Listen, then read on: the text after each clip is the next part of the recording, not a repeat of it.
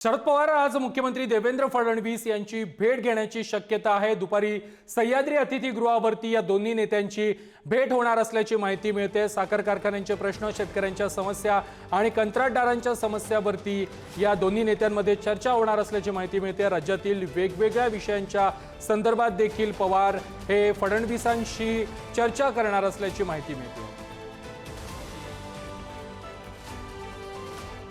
शेतकऱ्याच्या विकासाकरता, शेतकऱ्याच्या प्रश्नाकरता अशा भेटी घेतल्याच पाहिजे, अशा भेटी झाल्याही पाहिजे। कारण शरद पवार साहेबांच्या संपूर्ण आयुष्याच्या जे काही त्यांचा प्रवास राहिला आहे, त्या प्रवासातनं जे काही अनुभव आहे शरद पवार साहेबांना, त्या अनुभवाची फायदा सरकारला होत असतो। शेवटी आमच्याकडे लोक भेटतात सकाळपासून, त्यांच्याही जे काही निवेदन येतात त्याचाच आम्हाला फायदा होतो। तर शरद पवार साहेबांची जे देवेंद्रजींची भेट आहे त्यामधनं ऊस उत्पादक शेतकरी आहे, त्यांचे प्रश्न आहेत, शेतकऱ्याचे प्रश्न आहेत, यामध्ये काही ना काही मार्ग निघेल।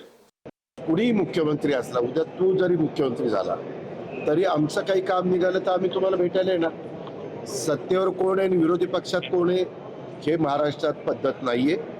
आम्ही पण अनेकदा सत्तेवर होतो, अनेकदा विरोधी पक्षात होतो। जे कोणी प्रमुख असतात आणि सार्वजनिक एखादी बाब असेल आणि ती मुख्यमंत्र्यांच्या कानावर घालूनच त्याच्यातनं मार्ग निघणार असेल तर अनेक मान्यवर कुठल्याही राजकीय पक्षाचे असले तरी देखील मुख्यमंत्र्यांची भेट घेतात आणि मुख्यमंत्री त्याच्यामध्ये राज्याचं हित डोळ्यासमोर ठेवून, सकारात्मक विचार डोळ्यासमोर ठेवून मार्ग काढतात।